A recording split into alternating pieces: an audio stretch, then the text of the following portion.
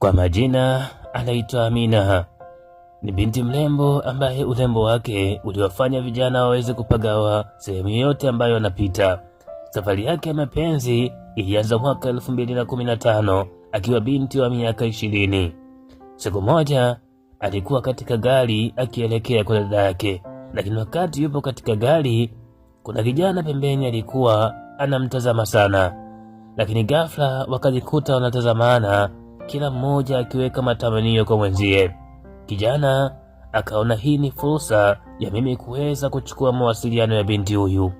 Akachukua mawasiliano ya Amina na walipofika nyumbani wakaendelea kuwasiliana. Siku 5 baadaye binti Amina na kijana huyu ambaye anaitwa Jose waliweza kukutana katika sehemu tulivu sana. Mazungumzo yalifanyika. Kijana Jose aliweza kueleza hisia zake kwa Amina ya kwamba anamhitaji na anampenda, lakini sio tu kumpenda bali anahitaji awe mke wa maisha yake, ya kwamba yuko tayari kumwoa wakati wowote ule ambao yeye atakuwa tayari. Binti Amina hakusita kukubali kwa sababu tayari moyo wake na yeye ulikuwa umejawa na upendo juu ya kijana ambaye ni Jose. Basi siku 3 kupita mbele, penzi liliweza kushamili sana. Jose akaenda kushirikisha familia yake na kumweleza mzee wake ya kwamba kuna binti nimekutana naye na kiukweli nimempenda sana, na kwa jinsi ambavyo tumependana mimi nahitaji awe mke wangu. Mzee akamtazama sana akamwambia, kijana wangu, je, umejiandaa na mikiki katika ndoa? Na ukiingia hupo katika ndoa, je, uko vizuri kuihimili? Kijana akafurahi sana akasema, naam baba, niko tayari kwa lolote lile ambalo litatokea katika ndoa yangu, lakini naamini naingia katika mikono salama. Mzee akamwambia, basi sawa, kama unaamini huyo ndio mwanamke sahihi katika maisha yako, basi hakuna haja ya kuweza kusubiri. Sisi tutatuma mjumbe kwenda katika familia yao ili mradi hatua za ndoa ziweze kuanza. Siku 5 baadaye alitumwa mshenga katika nyumba ya kina Amina. Alimkuta mama yake na baba yake, ikabidi ajitambulishe yeye ni nani, na mwisho wa siku akaweka mzigo ambao alitumwa na familia ya kina Jose. Wazee walipokea ile barua wakawa jiuliza, huu mzigo umetoka wapi? Na ndani ya hii barua, je, kuna nini? Basi barua ile ikabidi ifunguliwe, lakini kilichoandikwa ndani kilikuwa ni makubaliano na ombi la upendo ya kwamba kijana Jose anahitaji kuunganisha familia yake na familia ya Amina. Wazee walipopata taarifa hii ikabidi wamuite Amina, wakamuuliza, je, uko tayari kuweza kuolewa na kijana huyu? Lakini vipi huyu kijana, kwanza unamfahamu? Amina kwa aibu akasema, ndiyo, ninamfahamu. Tumewahi kukutana na tumekubaliana mambo mengi sana, mimi na yeye. Ananipenda, ninampenda. Kwa hivyo kama ameleta ujumbe huo, basi mimi sina shaka, nimemridhia. Wazazi wakafurahi kwa maana binti yao tayari amepevuka, na wakahisi kuendelea kumtunza nyumbani hawataweza, bora aingie katika ndoa salama ili mradi kila kitu kiende vizuri. Basi waliweza kurudisha majibu ya barua ile katika nyumba au nyumbani kwa kina Jose. Majibu yalikuwa ni mazuri na mahali ilikuwa ni ndogo sana kiasi kwamba Jose aliweza kuimudu. Basi mahali ile ikatolewa na maandalizi yote ya ndoa yaliweza kufanyika. Miezi 6 baadaye ilipangwa tarehe ya ndoa na sherehe kubwa ili mradi kuweza kufurahia ndoa hiyo. Na kwa bahati nzuri, siku ya tukio Amina aliweza kufurahi sana kwa maana amempata mpenzi wa maisha yake ambaye ni Jose. Basi mara baada ya kufunga ndoa, kama familia waliwapangia waende sehemu nzuri sana kwa ajili ya kuweza kufurahia honeymoon yao.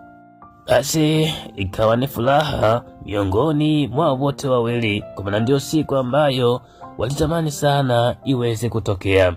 Lakini siku 3 mara baada ya ndoa, kijana Jose aliamka asubuhi akawa analalamika anapata maumivu makali sana ya kichwa. Amina akawa anamtazama kwa upole sana na kumuuliza, je, kinauma sana? Kama kinauma basi tuhakikishe unaenda hospitali, tusije tukadharau ugonjwa alafu baadaye kakuletea matatizo. Jose akasema hapana, hiki kichwa ni kawaida tu, yawezekana mizunguko ya sherehe ilikuwa ni mingi sana, kwa hivyo ndio maana imeniletea uchovu huu. Wacha tulimeze dawa za kutuliza maumivu, baadaye na imani kitatulia. Basi akameza dawa za kutuliza maumivu na mwisho wa siku akamwegemea Amina katika kifua chake ili mradi aweze kupumzika. Lakini baadaye kadri muda ulivyokuwa unazidi kwenda, ndipo hali ya kijana Jose ilivyoanza kubadilika na mwisho wa siku kaanza nakosa pumzi.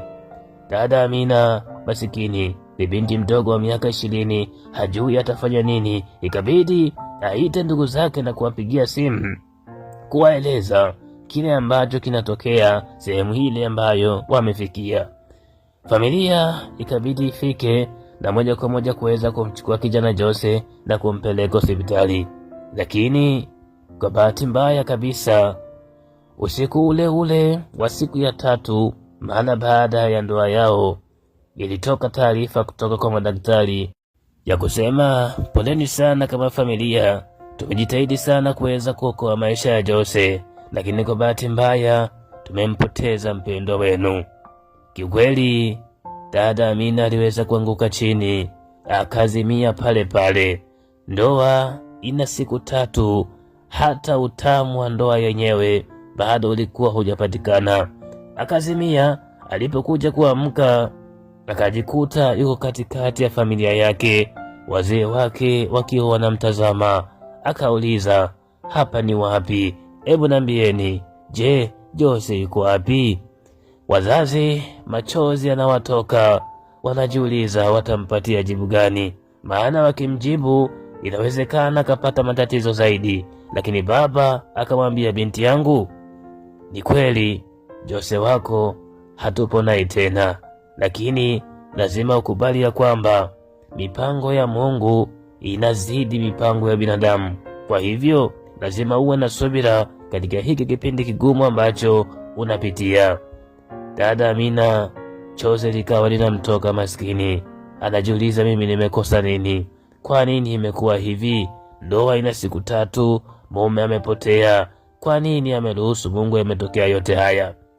Lakini ndio hivyo, mipango ya Mungu sio mipango ya binadamu.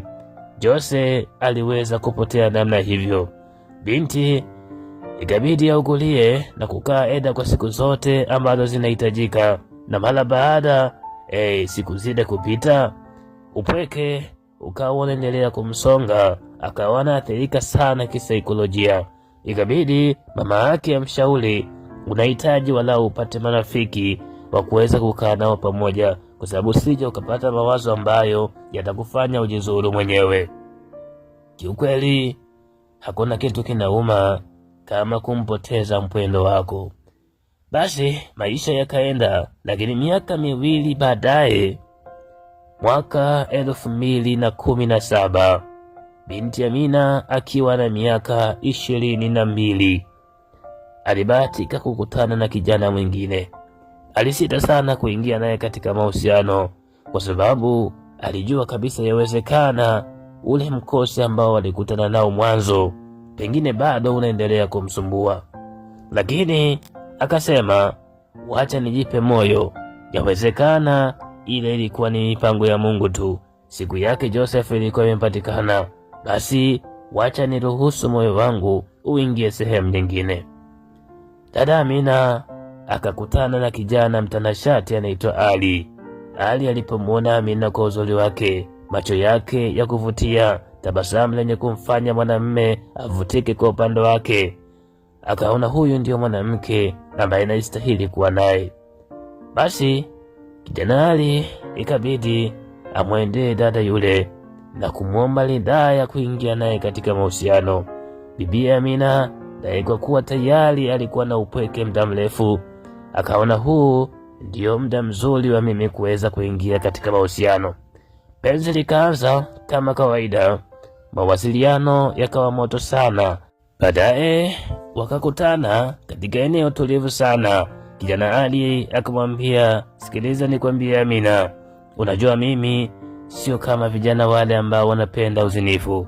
Mimi nimesoma imani ya dini sana na ninamjua Mola wangu. Kwa hivyo naamini kwamba kama mahusiano haya yataendelea muda mrefu katika uchumba, tunaweza tukajikuta tunaingia katika dhambi ya uzinifu. Sasa ili tusifike huko, mimi nahitaji nifike kwenu ili mradi niweze kuanzisha hatua za ndoa.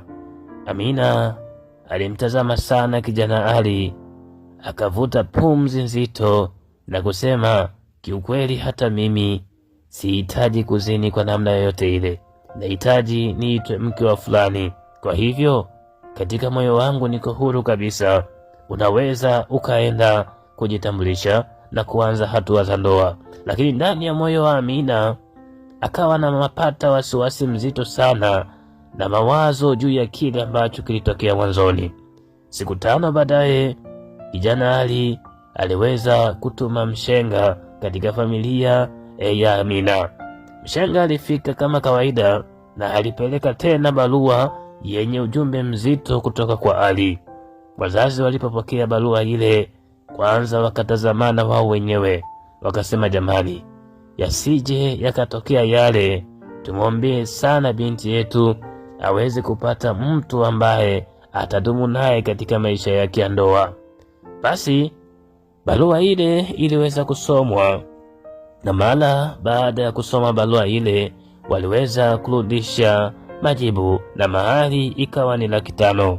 Kijana Ali akasema huu ni muda sasa wa kuingia katika ndoa. Kilichoandikwa naweza ukimudu. Kwa hivyo aliweza kukamilisha kila kitu ambacho kinahitajika, ikasubiriwa tarehe ya ndoa. Miezi 8 baadaye, mara baada ya kukamilisha mambo yote ambayo ilikuwa inahitajika kwa ajili ya kufunga ndoa, tarehe ya ndoa ikafika. Ilikuwa ni siku ya furaha sana. Dada Amina anajipanga kuingia katika ndoa nyingine. Amejipamba vizuri sana, akiamini sasa anaenda kupata furaha ya kudumu. Siku ikafika na ndoa ikapita. Mara baada ya kupita ndoa ile, kijana Ali alikuwa amejenga. Kwa hivyo akamchukua moja kwa moja Amina na kwenda kuishi naye katika nyumba yake. Siku ya kwanza ilipita vema sana. Siku ya pili ilipita vema, na wote wakiendelea kufurahia penzi, kwa maana ndio siku za mwanzo. Kila mmoja anatamani kupata matamu kutoka kwa mwenziwe. Basi siku ya 3 ilipofika, ajabu kabisa, kijana Ali akaanza tena kupata maumivu. Alianza kuugulia, tumbo linamsumbua. Ikabidi amweleze mke wake ya kwamba, unajua tumbo linanisumbua sana, sijajua kama ni vidonda vya tumbo au shida iko wapi. Dada alipoambiwa Ali anaumia, kiukweli moyo wake uliluka sana na kustuka. Ikabidi amuulize, ina maana tumbo lako linauma sana? Kijana Ali akasema ndiyo, tumbo linauma sana, yaani linakata mno. Ikiwezekana nifike kwanza hospitali wakaniangalie, je kuna nini? Dada mapigo ya moyo yakawa yanaenda mbio sana. Ali akamtazama. Ikabidi amuulize, kwa nini unahangaika hivyo? Je, kuna kitu ambacho nakikumbuka kutokana na jinsi ambavyo napata maumivu yangu? Dada akasema hapana, lakini naomba uwahi haraka kwenda hospitali. Ikabidi aende hospitali. Ali alipofikishwa hospitali, vipimo vilionyesha ya kwamba ana vidonda sugu vya tumbo ambavyo tayari vimeshambulia sehemu kubwa ya utumbo wake. Kwa hivyo anahitaji matumizi ya dawa za haraka sana na uangalizi wa haraka ili mradi kuweza kuokoa afya yake. Basi siku ya kwanza kijana Ali aliweza kulala hospitali pale kwa sababu madaktari walishindwa kumruhusu kuondoka kutokana na hali yake. Lakini cha kushangaza kabisa, ulipofika usiku wa saa 6 wa siku ile, kijana Ali hali yake ikawa mbaya sana. Kila kitu ambacho madaktari walijaribu ili mradi kuweza kuokoa maisha yake, ilikuwa ni ngumu sana kuweza kumuokoa. Asubuhi Dada Amina akaja kupokea taarifa kwa madaktari ya kwamba mume wake amefariki. Kikweli alishindwa hata kuongea maskini, machozi yakamtoka, akajikuta anaanguka chini na kuishiwa nguvu. Ndugu wakaja kumbembeleza na kumweka sawa, ili mradi yasije akamkuta mabaya zaidi, kwa sababu tayari ameshapitia hali ya namna hiyo. Ni maumivu ambayo kiukweli hayawezi kuhadisika wala kuvumilika, na kama haijawahi kukutokea, basi usije ukaomba ndugu yangu hata siku moja uweze kuonja ladha ya maumivu hayo. Baada ya wiki 2 waliweza kumuhifadhi mpendo wao katika makaburi na nyumba yake ya milele, lakini katika kichwa cha dada Amina bado alikuwa na mawazo mengi sana. Mimi nina matatizo gani? Lakini je, kuna kitu ambacho nimefanyiwa ambacho kinafanya niweze kupoteza watu hawa? Mbona wote wamepotea katika matukio ambayo yanafanana? Siku 3 mara baada ya ndoa, kila kitu kinakuwa kinaharibika. Furaha ambayo inapatikana siku moja inakuja kubadilika siku inayofuata. Je, nina tatizo gani? Akawa anajiuliza maswali hayo. Siku moja ikabidi aende kukaa chini na mama yake. Akamuuliza, mama, hebu niambie, hivi unavyohisi, hii hali ni ya kawaida au kuna changamoto ambayo iko ndani yake inayonifanya mimi niweze kupitia haya? Mama akamtazama akamwambia, sikiliza binti yangu, nikwambie, yawezekana ni mipango tu ya kawaida ya Mungu, lakini katika makabila wakati mwingine kuna maagano. Maagano haya yanaweza yakaleta athari miongoni mwa watoto kama yatavunjwa. Mimi sio mjuzi wa hayo, kwa sababu kwa upande wetu hakuna tatizo lolote, lakini kwa upande wa baba yako hakuna kitu ambacho mimi nakifahamu. Binti akamtazama mama yake akamuuliza, sawa, kwa hivyo mama, unanishauri nifanye nini, au wapi naweza nikapata ufafanuzi juu ya hilo? Mama akamtazama akamwambia, sikiliza, kuna shangazi yako anapatikana mkoani. Kama itawezekana, basi siku moja uweze kumtembelea, alafu ukamuuliza maswali haya na umwelezee matukio yote ambayo yamekutokea. Huenda akakupatia siri nzito ambayo inaweza ikawa sababu ya wewe kupitia changamoto hizi. Dada Amina akamtazama mama yake, lakini mwisho siku akamwambia, lazima nitaenda na kumtafuta shangazi, huenda nikafahamu mengi juu ya hili. Simulizi yetu sehemu ya kwanza tunaishia hapa, lakini je, dada Amina atafanikiwa kwenda kwa shangazi? Na akienda kwa shangazi atapata majibu gani? Katika episode ya 2 tutakuja kuona mwendelezo wa simulizi hii. Lakini je, matukio haya yatakoma au yataendelea kumtokea? Mimi na wewe hatufahamu. Kubwa, usisahau kusubscribe katika chaneli hii, ili pindi ambapo nitakapoweka sehemu ya 2 yenye kueleza kisa na mkasa huu, basi wewe uwe wa kwanza kabisa kuweza kuyapata. Kumbuka, simulizi hii ni ya kweli na dada huyu hadi leo anateseka, kwa hivyo kuwa wa kwanza kuweza kuifuatilia. Asante.